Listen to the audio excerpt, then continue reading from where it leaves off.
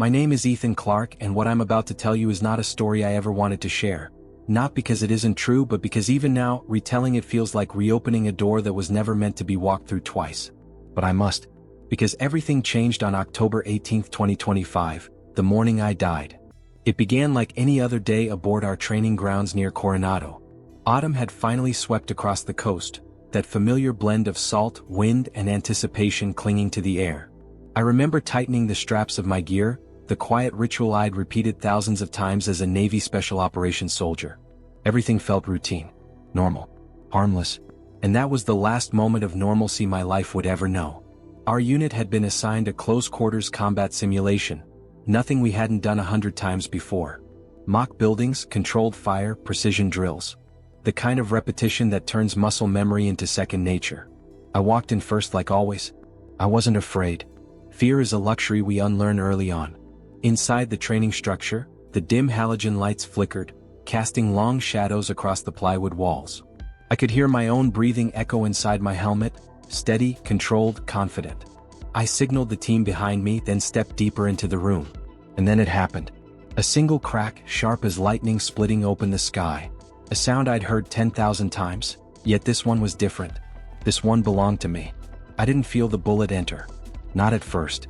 It hit with such precision, such terrible efficiency, that my mind didn't register it as pain, just pressure like someone had slammed a brick against my chest. Then the warmth spread. Then the cold. Then nothing.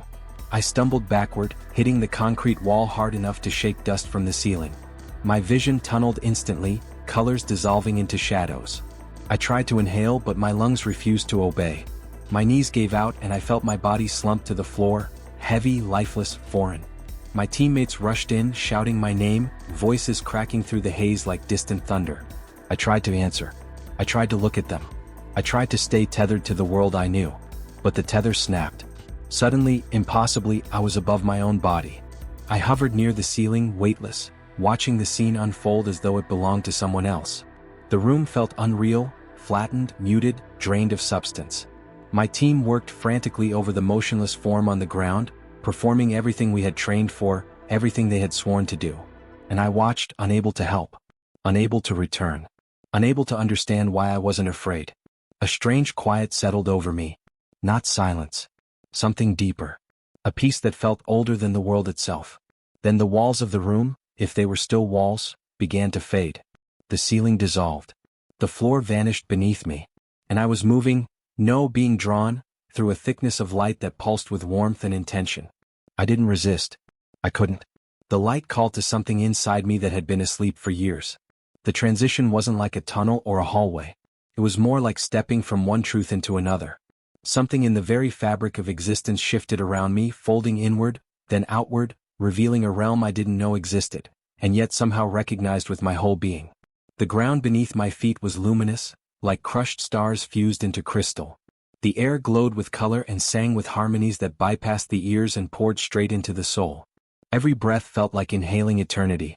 Every heartbeat like an echo of creation. And that's when I understood. I was no longer in the world of men. I tried to speak, but my voice dissolved into the brilliance around me. My thoughts, however, were as loud as thunder.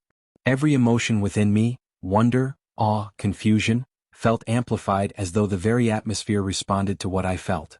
Then, in the distance, through the radiant expanse, I sensed a presence approaching. Not walking, not moving, but arriving, as though everything around me leaned toward him in recognition. And in that moment, though I had not yet seen his face, every cell in my being whispered the same truth. He is coming.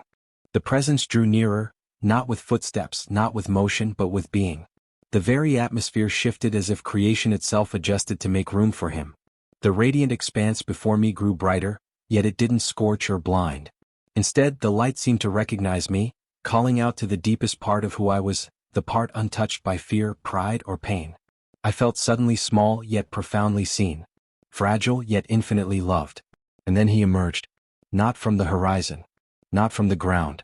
Not from anywhere that makes sense in human terms. He simply was standing before me with such overwhelming reality that everything else faded into insignificance. Jesus. Not the gentle figure from stained glass windows. Not the soft portraits painted in Sunday school. This was the risen King, the Alpha and the Omega, the one whose voice sculpted galaxies, whose breath stirred oceans, whose word sustains all things. His presence carried a weight, not oppressive but holy, a gravity that pulled every atom of my existence into alignment. His eyes, there are no human words. They held eternity, compassion, justice, and truth all at once. To look into them was to be known completely. "Ethan," he said. My name.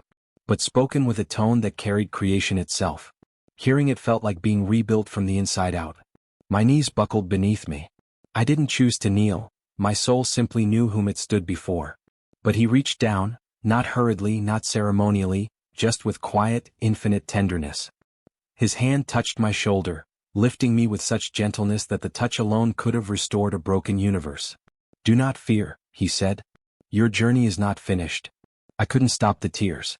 Not from sorrow but from a fullness I had never known on earth. A love so complete it seemed impossible to contain. "Lord," I tried to speak but the word cracked in my throat. "Why am I here? Why have you brought me?" His expression shifted, compassion deepened, but beneath it was something solemn, urgent. "Because Ethan," he said, "the time of awakening approaches. And my people must be prepared." The light around us intensified, forming shapes. No, more like movements, swirling patterns that hinted at the spiritual architecture of the realm. The ground beneath us vibrated with his words, as if the universe itself leaned closer to listen. Suddenly, with a gesture of his hand, the radiant world around us peeled away like a veil being lifted.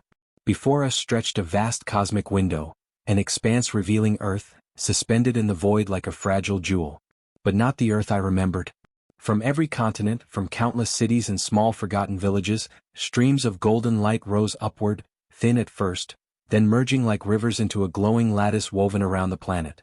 "These," Jesus said softly, "are the prayers of my faithful. Those who have not bowed to the noise of the world.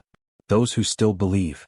The streams pulsed, carrying hope, desperation, adoration, repentance. Each thread a soul crying out, each beam a testimony of faith that refused to die. I watched families praying in dimly lit kitchens. Sick patients whispering psalms from hospital beds. Children kneeling beside their windows at night. Churches small and hidden, yet blazing with devotion. Lonely believers whispering to God in the dark when no one saw. Prayer upon prayer, all rising into the heavens. "My people call to me," he continued, "and the fullness of time has arrived. A moment written long before your world began." I swallowed, trembling at the weight of his words. "What moment, Lord?" Jesus turned his gaze fully toward me. Galaxies could have burned in those eyes. And his voice carried the resonance of a coming storm. October 31st, 2025. On that day the veil between heaven and earth will be lifted. And humanity will see what has always existed around them. My spirit shook, not with fear but with awe so intense it bordered on terror. "You have been brought here," he said, "to witness what is coming and to return with the message. For the days ahead will change every nation, every household, every heart." His words echoed like thunder wrapped in mercy. And then the vision around us shifted again, preparing to show me things no earthly mind could ever imagine. The beginning of the revelation. The unraveling of the old order. The dawn of awakening. And I knew I was about to witness something no human was meant to see unprepared. The radiant world around us dimmed, not into darkness but into a deeper, more solemn light. It felt as though heaven itself was holding its breath. Jesus stood beside me, his presence so powerful that the air shimmered in response. And then, with a single movement of his hand, the entirety of the vision shifted. I found myself standing on what felt like the edge of eternity, looking down upon earth, yet not as it appears from space. What I saw was spiritual, the anatomy of the invisible laid bare. Bands of shadow circled regions where faith had grown cold. Currents of light surged over places where hearts still burned with devotion. And in the atmosphere above nations, vast shapes moved, seraphic, colossal, incomprehensible. Jesus spoke, his voice firm yet filled with sorrow. "Humanity sees the world through flesh, but the true battleground is the unseen. And soon the unseen will no longer remain hidden." A tremor passed through my being. "Lord, what is coming?" He turned his gaze toward the earth, and the very fabric of the vision seemed to vibrate. On October 31st, 2025, the spiritual realm will be revealed to all people. Not in symbol, not in dream, but with the clarity of daylight. The word struck with the force of 1,000 storms. Not metaphor, not prophecy in riddles, a direct proclamation. I watched as the earth rotated slowly below us. Cities glimmered with man-made light, unaware that heaven had marked them. Schools, offices, streets, marketplaces, every corner of human life lay exposed beneath our view. Jesus continued, "The prayers of the faithful have reached my throne. Their cries for revival have tipped the scales. And the time has come for my glory to be revealed." The golden streams of prayer rising from the world intensified until the entire planet glowed. It looked like a living heart, each pulse a cry for mercy or hope. "But many," he said, and his voice grew heavy, "have turned away. Their hearts are hardened. Their ears are closed. Their eyes blind by choice." As he spoke, the glow around certain regions dimmed, some nearly extinguished entirely. "What will happen on that day?" I asked, barely able to form the words.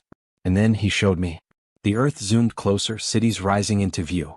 I saw crowds walking, working, living their ordinary routines. People scrolling through their phones. Children laughing. Workers hurrying through traffic. Life unremarkable, predictable. And then, a tremor of light. A ripple across the sky like a curtain being pulled open. A sound like distant thunder harmonizing with something not of this world. Suddenly, countless angelic beings burst into visibility, colossal, terrifying, radiant beyond human comprehension. They appeared above cities, mountains, deserts, oceans. Their wings spanned the horizon. Their eyes burned with ancient fire. Their voices shook the air like rolling thunder. And every person, believer, skeptic, mocker, wanderer, froze where they stood. Some fell to their knees instantly. Some cried out in terror. Some trembled, unable to comprehend what they were seeing. And some stared with defiance, their hearts sealed shut even against overwhelming glory. Jesus watched silently as the scene unfolded. "These are my messengers," he said. "Not as the world has painted them, but as they truly are, warriors of light, flames of my judgment and mercy." The angels raised their swords, not to strike but to declare. Their voices resonated through every nation simultaneously. "The kingdom of heaven is at hand. Prepare the way of the Lord. Awaken, for the time of choosing has come."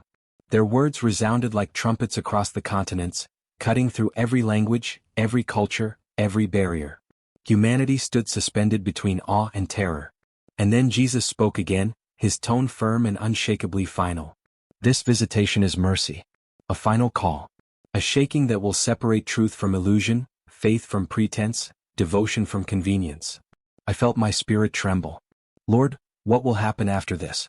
What becomes of the world when the veil is lifted?" He turned to me, his eyes alight with both hope and warning. "What comes next," he said, "will be unlike anything in human history. And you must witness every part of it, for this is the message you will carry back." The vision began to shift once more, drawing me deeper into what awaited humanity in the days following that revelation. And I knew, the world I had once known would never be the same. The vision darkened, not with the darkness of night, but with the gravity of something ancient awakening. Jesus stood beside me as the world below shifted into the day he had spoken of, October 31st, 2025, a day not chosen by coincidence but by divine precision. I felt the air of the spiritual realm thicken with anticipation. Creation was waiting. Heaven was poised. And Earth was utterly unprepared. The scene snapped into clarity. The moment everything changed. At first, October 31st looked like any other day. Morning commuters rushed through traffic. Children walked to school with backpacks bouncing against their shoulders. Workers sipped coffee, scrolling through headlines. The world spun in its familiar rhythm. But then, an impossible stillness swept across nations. Something shifted in the atmosphere. Birds stopped mid-flight. Winds paused. Even the hum of electricity seemed to falter. It was as if creation inhaled. And then the sky split open. Not physically, not meteorologically, but spiritually, yet visibly. A tear of pure radiance burst across the heavens, stretching from horizon to horizon like a wound of light. Colors poured through that humanity had never seen. Sounds that were not sounds but truth in resonance, rolled like thunder across continents. People everywhere froze, their eyes widening, their breath caught in their throats. And then they appeared. The angelic host revealed. Millions of angels descended, not gently, not subtly, but with the overwhelming force of divine presence. Beings of unimaginable size towered over cities. Wings like molten gold, faces blazing with holy fire, voices echoing with judgment and mercy intertwined. Their arrival shook the world. Cars swerved. People collapsed. Some screamed. Some ran. Many fell to their knees without knowing why. Even the most hardened hearts felt something ancient stir within them. Jesus' voice broke through the vision, steady and sovereign. The veil is torn not by force but by the weight of accumulated prayer. My people have cried out and heaven has responded. The angels raised their swords, not in violence but as proclamations. Their voices boomed, heard in every language at once. Awaken, sons and daughters of earth. The King is near. The time of choosing has begun. The words rippled through cities like shockwaves. Buildings shook. Glass vibrated. People clutched their chests as though struck by the truth itself. Humanity divided in an instant. Jesus gestured, and the vision zoomed closer into the reactions unfolding across nations. In some places, revival erupted instantly. I saw crowds fall to their faces in the middle of city streets. Tough men openly weeping. Atheists trembling as their unbelief cracked. Families embracing, sobbing, praying aloud. Children pointing toward angels with innocent delight. Homes, apartments, restaurants, everywhere people knelt. But elsewhere, hearts hardened like stone. I saw newscasters desperately trying to explain the event. It's a mass hallucination, psychological contagion, experimental holograms, atmospheric distortions, global projection technology. Their voices shook with fear they tried to hide. Scientists scrambled to analyze the phenomenon, clinging to natural explanations that dissolved in their hands like sand. Political leaders demanded calm, insisting it was all misinformation, foreign interference, a trick. Some mocked. Some cursed the sky. Some pretended nothing was happening. Jesus watched silently, his expression sorrowful yet resolute. I reveal myself, he said, but I will not force the heart of any man. Love compels, it never coerces. Children saw the clearest. Then I saw something breathtaking. Children, everywhere, perceived the angels most vividly. While adults trembled or denied, children ran toward the visions with awe and joy. Lord, I whispered, why them? Because, Jesus replied, their hearts are unburdened by pride. Faith finds easiest soil in innocence. I watched as some children reached out toward the angels, and the angels bowed their heads in reverence, acknowledging the purity of their faith. The first tremor of awakening. The vision widened again, showing the entire earth trembling with supernatural resonance. It wasn't an earthquake, it was a spiritual shockwave. Miracles began in pockets. A blind girl on a sidewalk blinked and gasped as her sight returned. A paralyzed man stood, legs trembling, then walked, sobbing. An addict collapsed as the cravings left his body like smoke. A woman with late-stage cancer felt warmth surge through her bones as tumors dissolved. Every miracle triggered cascades of weeping and praise. But on the other side of the divide, there were screams, fear, hatred, denial as violent as faith was peaceful. Jesus turned toward me, his eyes burning with purpose. This is only the opening movement. A mercy before the shaking. A revelation before the separation. A call before the harvest. The image began to shift and I braced myself, sensing that what he would show me next would be even greater, more glorious and more frightening. And I was right. The vision deepened, sharper, louder, heavier. If chapter 4 had been the tearing of the veil, then what I saw next was the full weight of heaven pressing against earth. Jesus remained beside me, his presence anchoring me as the world below trembled beneath the revelation unfolding. The angels, millions upon millions of them, did not simply appear. They assembled. They took their places across the skies in formations that defied human geometry, circles within circles, spirals stretching across continents, radiant lines that connected cities like threads of divine fire. Each movement felt choreographed by eternity itself. Jesus spoke quietly, almost solemnly. The heavens declare war on hopelessness, deception, and darkness. This is the moment creation has groaned for. The angels speak as one. Then it happened.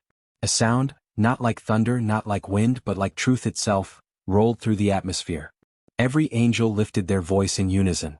Their words struck every heart with undeniable clarity, bypassing language, culture, belief. Their message shook the world. Return to the Lord. The hour is short. The King approaches.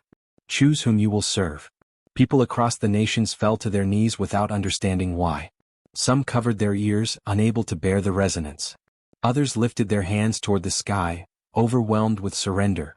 The angels' voices carried authority older than the mountains, stronger than the oceans. No human will, no ideology, no worldview could shield against it. Cities brought to a standstill. I watched major cities in real time. New York. Crowds on Times Square froze as an angel with wings like blazing steel hovered above Manhattan. People dropped their coffee cups, their briefcases, their indifference. Tokyo. Office workers flooded the streets in silent astonishment as a glowing host circled the skyline, their reflections shimmering off glass towers. Rio de Janeiro. On the beaches, people fell face first into the sand as a colossal angel descended with a trumpet of radiant gold. Paris. Above the Arc de Triomphe stood an angel whose voice caused the very stones beneath it to vibrate like living things. And yet, despite the awe, despite the overwhelming clarity, not all surrendered. Those who hardened their hearts. Jesus gestured, and the vision shifted to reveal those who resisted. I saw groups of people shaking their fists at the sky, shouting obscenities at the angels, their faces contorted with hatred. I saw scientists in labs frantically trying to decode what they were witnessing. Running tests, scanning the sky, insisting it must be atmospheric hallucination or an advanced military projection. Newscasters trembled through forced smiles, reading scripts that claimed mass emotional contagion. Influencers on live streams laughed nervously, telling their viewers to stay skeptical, though terror flickered behind their eyes. Politicians urged calm, calling the event misinformation, promising to investigate, clinging desperately to control slipping through their fingers. Some religious leaders even denounced the angels. Deception, they cried. A counterfeit sign. Not of God. Their congregations fractured in confusion, torn between awe and fear. Jesus watched them with deep sorrow. Many hearts choose blindness even when light stands before them. Pride is the last chain to break. Children again saw most clearly. Down below, children continued staring at the angels with joy and innocence. Some waved. Some sang. Some pointed, laughing with pure delight. Jesus smiled softly. The little ones hear my voice without resistance. They see because they trust. The angels reveal the hidden battle. Then the vision shifted to something beyond human sight, something terrifying in its raw reality. Behind the angels, behind their radiance, lurking in the corners of the atmosphere, I saw shadows writhing. Dark forms retreating rapidly like armies in full, chaotic retreat. Demons. Principalities. Ancient spiritual tyrants. They fled from the angelic host in terror, abandoning territories they had held for centuries, territories of addiction, hatred, violence, despair, corruption. I watched the angels descend upon cities, their swords of flame drawing barriers of light over regions, sealing them with divine authority. Jesus said, "The enemy's dominion collapses where faith has been sown." These angels are not merely messengers, they are harvesters, warriors, and guardians. The voices of heaven grow louder. Another wave of angelic proclamation swept the world, louder, clearer, more urgent. Prepare. Awaken. The King is near. This time the cry wasn't just heard. It moved through the earth like a spiritual earthquake. I saw people break, completely. Some ran into the streets screaming for forgiveness. Some burst into spontaneous prayers. Some collapsed, convulsing as addictions left their bodies. Some hugged strangers, weeping with repentance. Some called loved ones they had not spoken to in years. Everywhere, tears, trembling, transformation. But in other places, violence, rage, denial, chaos. Never had I seen humanity so instantly and sharply divided. Jesus speaks with finality. He turned to me, his gaze piercing yet overflowing with love. This is mercy, Ethan. A global awakening before the greater shaking. A last call to choose love, truth, and life.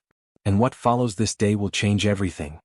A new vision began forming, brighter, heavier, filled with unimaginable events that would unfold in the days and months after the visitation. And I understood then. October 31st was not the climax. It was only the beginning. The vision shifted with a suddenness that made my spirit tighten. What I saw next was no longer the moment of the angelic revelation itself, but the hours and days immediately after it, when the world stood trembling between shock and spiritual eruption. Jesus remained beside me, his presence steady and unyielding as the earth below reeled from the impossible. The world in the first 24 hours. No nation returned to routine. No workplace resumed normality. No school carried on as if nothing happened. The day after October 31st felt like humanity awakening from a dream, but a dream that had followed them into reality. Cities remained unnaturally quiet. People walked slowly as though unsure if the sky might open again at any second. In living rooms across the world, families huddled together. Some praying, some weeping, some sitting in stunned silence. News stations struggled to speak coherently. Broadcasters trembled as they described what they had witnessed with their own eyes. Every conversation, every one, centered around the same haunting question. What happens now? Revival ignites. Jesus raised his hand, and the vision zoomed into regions glowing with the deepest golden light. These were places where people had responded to the revelation with open hearts. I saw churches, small, humble churches, normally half-filled on a Sunday morning, now overflowing at 3 a.m. on a Wednesday. People poured in, sobbing, shaking, desperate to confess, to repent, to surrender. Entire congregations fell to their knees as waves of God's presence swept through sanctuaries like a wind of living fire. Pastors stood speechless, tears streaming down their faces as miracles erupted spontaneously. A woman in a wheelchair stood in the middle of worship, legs trembling, then walking. A teenage boy dropped a bag of drugs on the altar, collapsing as he felt chains break inside him. Marriages once cold and broken melted together in supernatural reconciliation. Prodigal sons and daughters returned home with trembling voices. Mom, Dad, I saw the angels. I felt God. I want to come home. People lined up outside churches for hours, waiting just to step inside a place where the presence of God was undeniable. Some churches didn't close their doors for days. The air inside them felt electric, thick, warm, alive. The homes glowing with light. Then Jesus showed me ordinary houses, places where revival began without any pastor, any church, any structure. I saw elderly women leading prayer in living rooms crowded with neighbors. I saw families kneeling together in circles of light so bright it illuminated entire hallways. Children lay their hands on parents, and parents collapsed under the weight of God's love. Groups of strangers met in parks at midnight, holding candles, singing hymns, their voices trembling with awe. People gathered at beaches, lifting their hands as waves crashed around them. Some entered the water, baptizing each other with tears streaming down their faces. Revival wasn't contained. It wasn't organized. It wasn't controlled. It was breaking out everywhere. But the other side awakened too. Jesus turned my attention toward regions shrouded in spiritual fog, places where people hardened their hearts even after witnessing the divine. These areas pulsed with agitation, restlessness, and spiritual confusion. I saw crowds protesting the angelic visitation, shouting slogans demanding rational explanations, forcing normalcy onto a world that had just been reshaped. I saw government officials meeting behind closed doors, fear in their eyes as they discussed ways to calm the population, control the narrative, and suppress talk of divine intervention. I saw religious leaders condemning the revival. Don't believe it? It's deception. Angels don't appear this way. God doesn't operate outside our doctrine. Their words fractured communities already struggling to understand what they had witnessed. But in each place of denial I saw something else. A subtle trembling. A pressure building beneath the surface. As though heaven itself was knocking repeatedly, giving one last chance. Jesus spoke softly, almost grieving. Many will choose truth. Many will choose lies. And many will choose nothing, believing neutrality can save them. But in these days, neutrality is a choice in itself. Miracles without precedent. The vision brightened. Miracles began multiplying like wildfire across the globe. Hospitals found entire wings empty by morning. Patients healed overnight, doctors waking to discover charts rewritten by unseen hands. Addicts poured into recovery centers trembling, claiming that the cravings had vanished completely after the visitation. People reported dreams where angels instructed them to forgive someone, and the moment they obeyed, old bitterness evaporated instantly. Entire families who hadn't spoken in years embraced through tears after sudden, overwhelming conviction. I saw reunions so tender, so holy, that even watching them made my spirit ache with reverence. Jesus said, "This is the first wave of awakening. The wave born from revelation. The wave that flows through those whose hearts are soft. But there is more. Much more." His eyes grew intense, almost fierce. What comes next will be the greatest outpouring since the foundation of the world. The second wave begins. The vision expanded, showing angels descending again, but differently now. Their arrival no longer announced by trumpets or fire. This time they came quietly. To hospitals, to prisons, to schools, to broken homes, to remote villages, to bustling cities.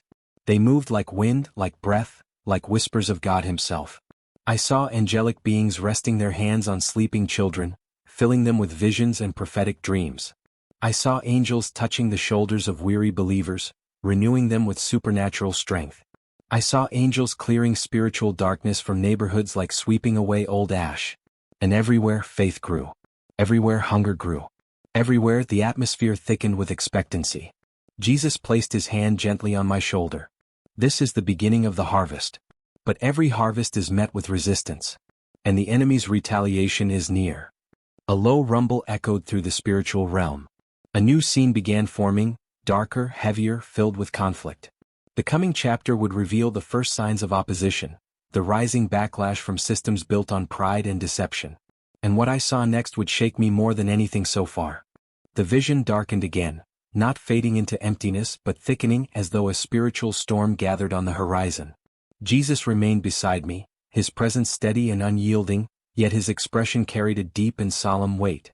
Where my light increases, the shadows thrash. Where truth rises, deception fights for survival. And as awakening spreads, resistance awakens with it. His words rippled through the realm like waves. Below us, the earth trembled, not physically but spiritually, as if two forces were beginning to clash on a scale humanity had never witnessed. The first signs of backlash. Jesus lifted his hand and directed my sight toward regions where light struggled against thickening darkness.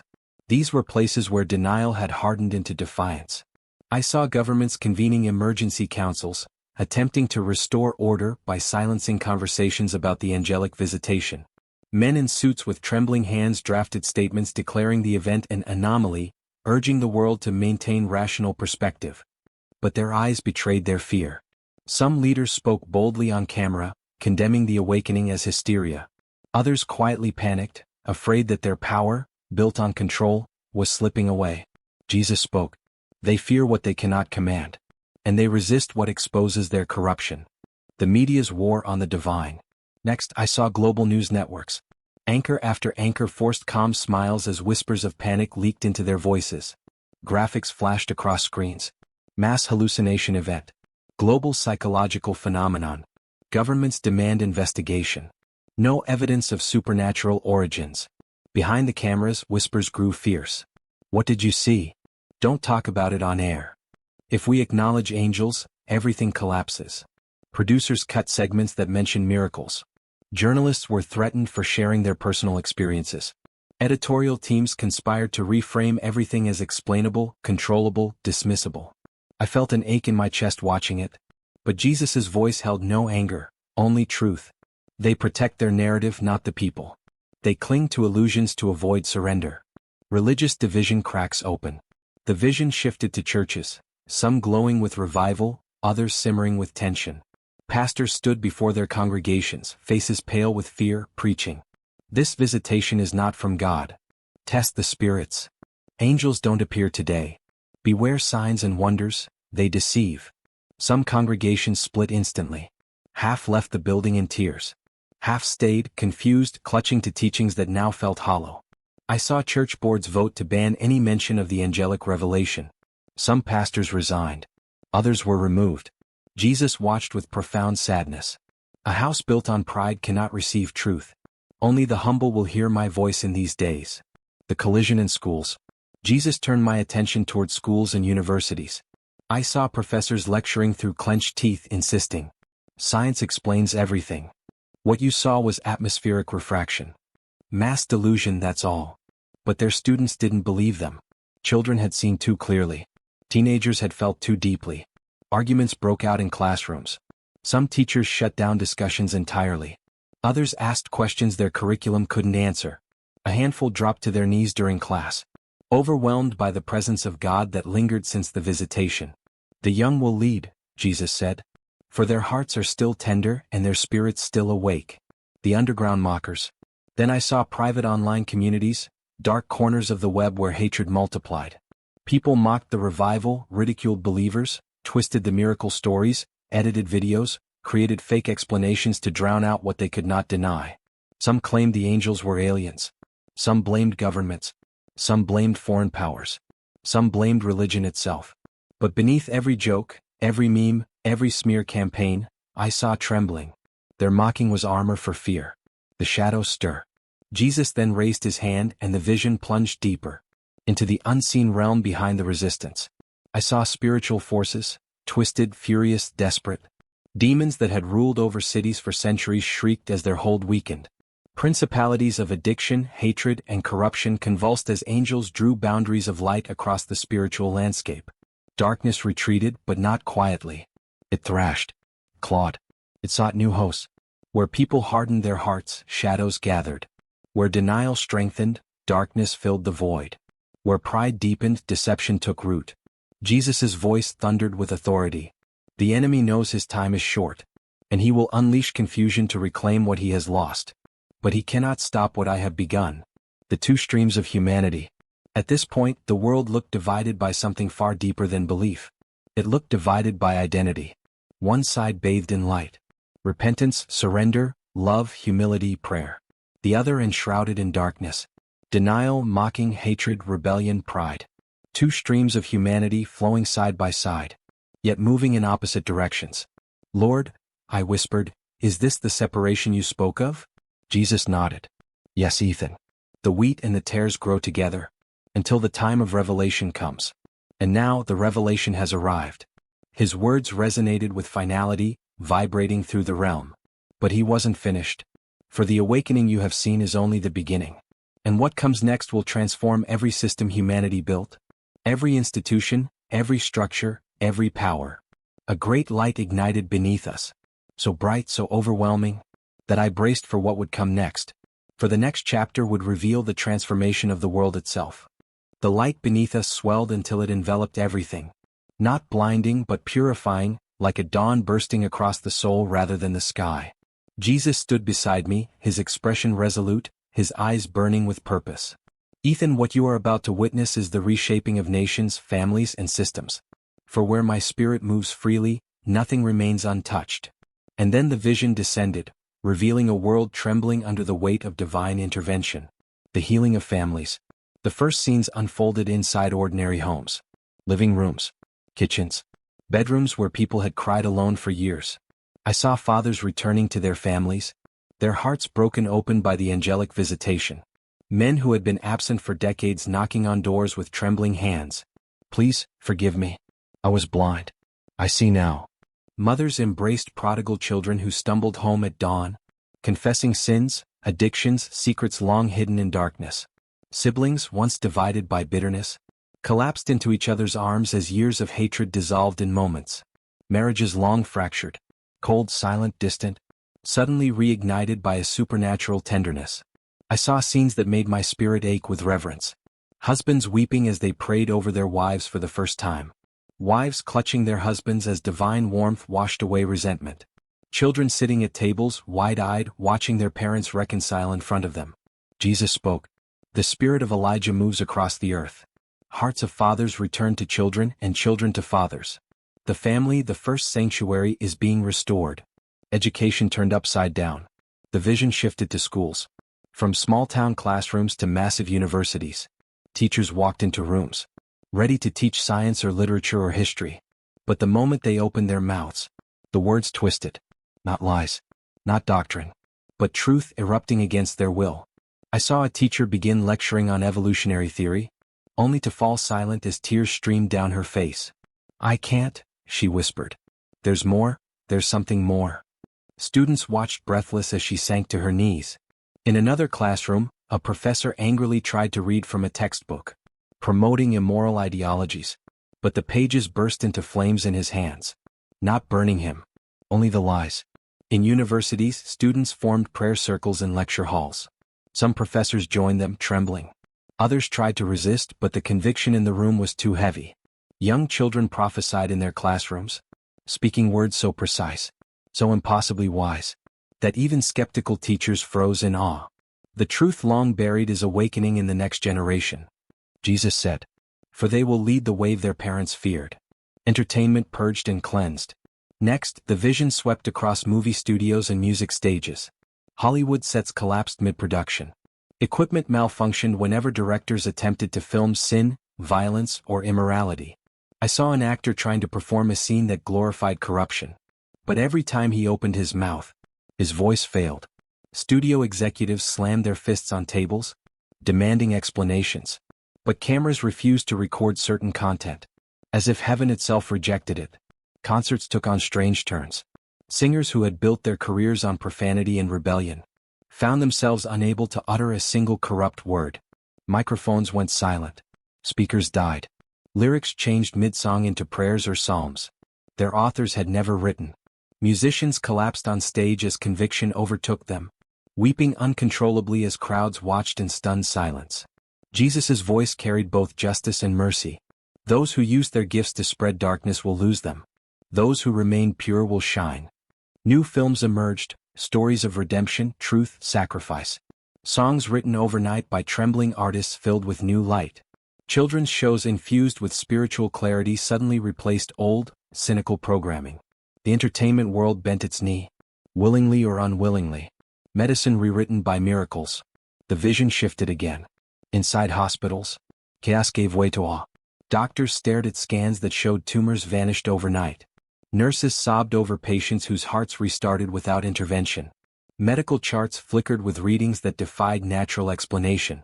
I saw corridors full of people praising God, patients holding 4 poles while shouting, "He healed me. I don't know how, but He healed me." Jesus walked among the hospital scenes. Not physically, but His presence flowed through every room, every bed, every broken body. Machines beeped wildly. As bodies regenerated organs, bones fused, diseases evaporated, emergency rooms overflowed, not with dying, but with testimony. Doctors who had mocked faith fell to their knees beside hospital beds. Some tore up pharmaceutical prescriptions, declaring, "We can't explain this, but we know who did it." Jesus spoke. Human knowledge is humbled when confronted with divine power, and healing returns to its true source. Economies collapse and rebuild. The vision widened. Cities, nations, entire economies transformed in real time. Banks shut down. Digital currencies crashed overnight. Stock markets froze in panic. People rushed to withdraw savings, only to find empty accounts or inaccessible systems. But then, something miraculous. I saw families discovering envelopes of cash in their mailboxes. Single mothers found groceries multiplied in their pantries. Farmers saw crops grow overnight to full harvest. Small businesses ran on supernatural provision. Customers flooding in from nowhere. Inexplicable profits appearing in ledgers. Jesus declared, "What was built on greed collapses. What is built on righteousness thrives. My people will lack nothing." Hidden treasures appeared in unlikely places. Gold inside walls, gemstones in backyards, forgotten accounts suddenly restored. The world economy burned, but God's economy rose. Political thrones overturned. Finally, Jesus showed me parliaments, congresses, presidential palaces. Leaders who had embraced corruption, who oppressed the vulnerable, who mocked faith, found themselves exposed. Microphones malfunctioned. Their speeches devolved into truth they had tried to conceal. Some fainted on camera. Some fled meetings in terror. Some simply collapsed. Judgment swift and final. At the same time, humble leaders rose unexpectedly. Teachers, soldiers, nurses, church volunteers. Quiet believers who had served faithfully in obscurity. They were thrust into positions of authority. Without campaigning, without ambition, without manipulation. Jesus said, "My kingdom is not political, but I raise up those who reflect my heart, and I remove those who poison nations." Then the vision dimmed slightly, as though the realm braced for what came next. Jesus turned toward me, His eyes piercing with love and gravity. These transformations bring glory, but they also ignite fury. For the enemy will not watch quietly.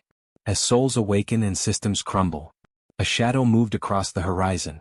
Not darkness, but the warning of great spiritual conflict. The next chapter would reveal the cost, the persecution, the separation, and the refining fire approaching God's people. The vision shifted again, not slowly but with the sudden gravity of a verdict being announced across the universe. The radiance of the previous scenes dimmed, replaced by a deeper light, one that carried both warning and promise. Jesus stood beside me, unchanging, unwavering, yet His expression grew solemn.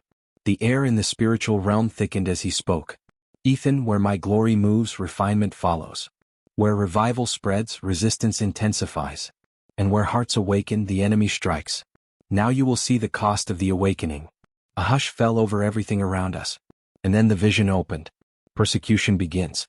I saw believers, new and old, young and elderly, walking boldly in their transformed lives. But with every miracle, every testimony, every act of faith, the world responded with rising hostility. What began as irritation turned into suspicion. Suspicion turned into anger. And anger turned into force. I watched governments pass laws with unprecedented speed. Laws that forbade public prayer. Laws that restricted gatherings deemed superstitious. Laws banning discussion of the angelic visitation. In some places, police dragged people from street corners where they prayed. In others, pastors were arrested for disturbing public order. I saw churches padlocked, congregations scattered, Bibles confiscated. The world no longer opposed mere religion. It opposed awakening. Jesus spoke with quiet certainty. They fear what they cannot control, and they attack what exposes the emptiness of their power. The mockers roar. Crowds formed across major cities shouting slogans. Keep religion private. Science over superstition. We demand rationality. Stop the hysteria. But their eyes trembled with the same fear they denied. Influencers on social media mocked believers. Editors produced documentaries debunking the supernatural. Late-night hosts joked about angels to hide their unease. Every corner of mainstream culture rose up to drown out the awakening. But nothing, not laughter, not mockery, not denial, could erase the truth people had seen. Jesus whispered, "Their laughter is the armor of unbelief. Their arrogance, the shield of wounded pride. The betrayal within the church." Then the vision turned inward, toward the church itself. I saw pastors who once preached comfort now preaching caution. Don't trust the miracles. Don't listen to visions. This revival is dangerous. These angels deceive. Some sermons, once filled with passion, now dripped with fear. Entire denominations fractured. Boards voted to silence awakened members. Revival groups were forced out of buildings. Some believers were excommunicated for fanaticism. I saw congregations arguing, dividing, turning on each other with heartbreak and confusion. And Jesus, his voice cracked with sorrow. Those who cling to religion will reject revelation. But my sheep know my voice, and they will follow me even when men forbid it. The enemy unleashed. Jesus lifted his hand, and the vision plunged deeper, into the unseen. There, in the spiritual atmosphere, darkness convulsed. Demons once driven out by the awakening returned with fury, seeking new footholds. Spirits of anger, spirits of deception, spirits of fear, spirits of confusion. They swarmed cities already divided, whispering lies into the hearts of the resistant. This revival threatens your freedom. These believers are dangerous. Silence them before they take over. They are delusional. Stop them. Where hearts remained hard, darkness entered easily, reigniting old sins, fueling hatred, stirring violence. A wave of cold shadow swept across regions opposed to the awakening. Jesus said, "The enemy knows he cannot stop the light, so he will try to smother those who carry it." Believers tested with fire. The next scenes felt unbearably heavy. I saw faithful men and women dragged from homes for refusing to deny what they saw on October 31st. I saw teenagers expelled from universities for speaking about their visions. I saw workplaces firing employees who prayed openly. Families turned against their own children. Spouses argued. Divisions tore households apart. Some believers were beaten in the streets. Some thrown into prison cells. Some disappeared, silenced quietly by those afraid of truth. And yet, the believers glowed with a radiance the world could not extinguish. Their faith, tested in fire, shone brighter than their suffering. "This is the separation of wheat and chaff," Jesus said. "Those who truly love me will stand. Those who loved comfort more than truth will fall away." Miracles amid the suffering. But then, a shift. A pulse of divine power erupted through the shadows. I saw believers walking out of prison cells. As locks clicked open by invisible hands. I saw guards struck with conviction, falling to their knees before prisoners they once mocked. I saw stones thrown at believers, freeze in midair before dropping harmlessly to the ground. I saw knives pass through their bodies, without leaving wounds. I saw fire consuming their clothes, but not their skin. In one scene, a group of soldiers surrounded a group of praying believers, only for angels to appear between them, shields blazing, repelling every attack. Jesus declared, "No weapon formed against them will prosper. When they walk through fire they will not burn. When they face lions they will not be harmed." Believers became unstoppable, not by strength, but by presence. They moved like flames, their prayers shaking cities, their faith igniting entire neighborhoods. The underground church expanded. Homes became sanctuaries. Caves became worship halls. Fields became altars. Every hidden place became a beacon of glory. Two worlds, one earth. The vision zoomed outward, showing the earth divided into two glowing realities, regions bathed in light, where believers prayed, miracles flowed, angels guarded, and revival burned. Regions swallowed in darkness, where denial hardened, violence spread, governments suppressed, and spiritual blindness deepened. The separation was absolute, bright as day, dark as midnight.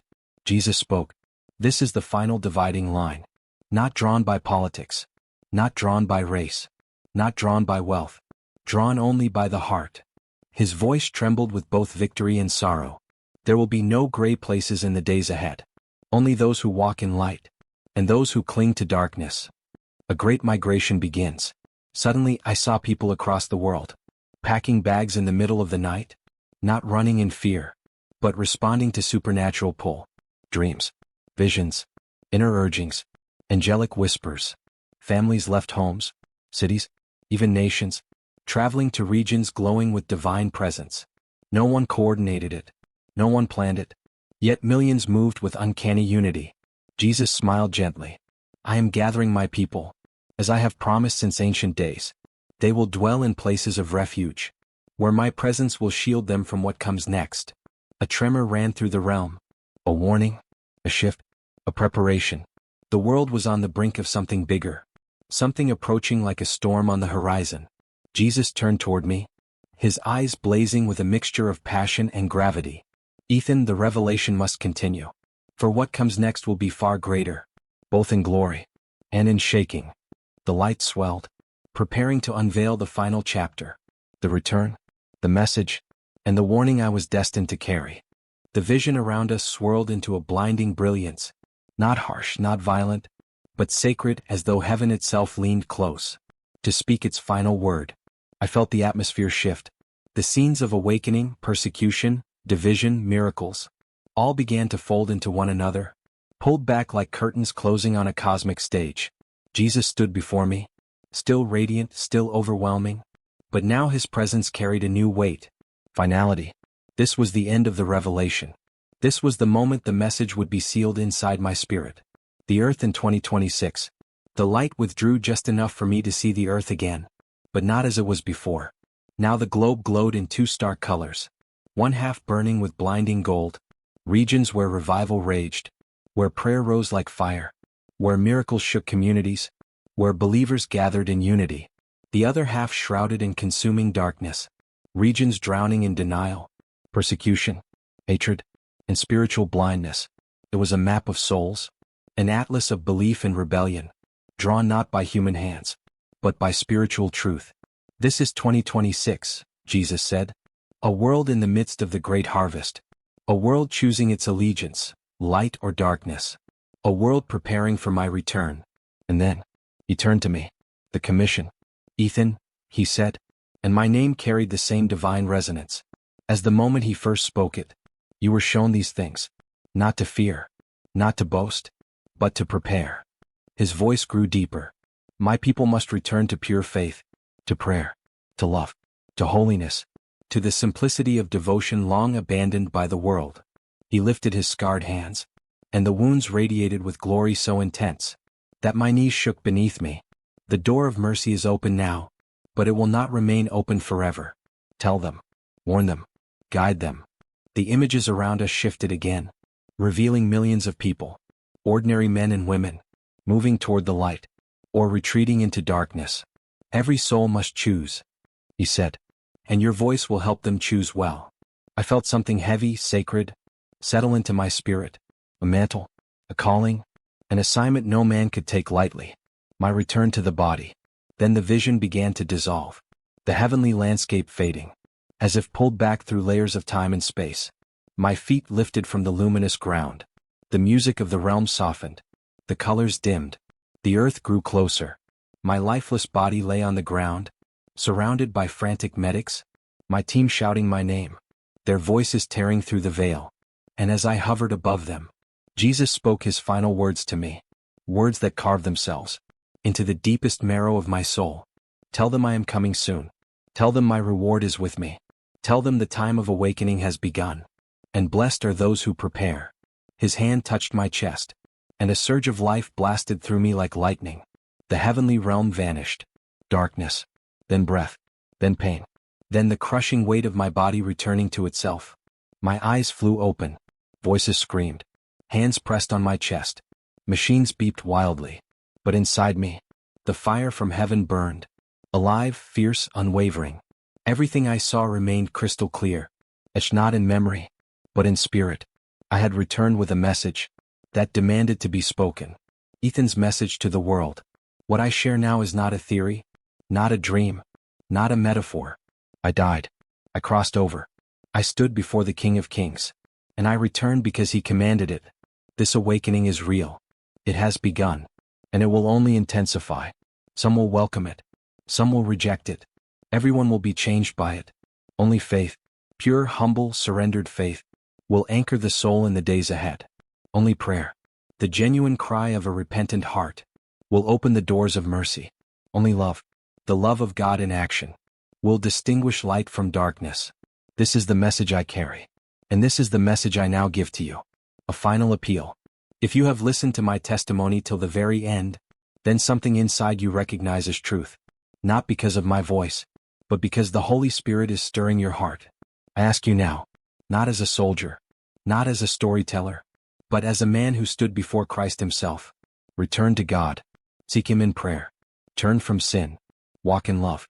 Prepare your heart, for the awakening is here. And more is coming. A message for those who will stand with us. Before I end, I must ask something of you.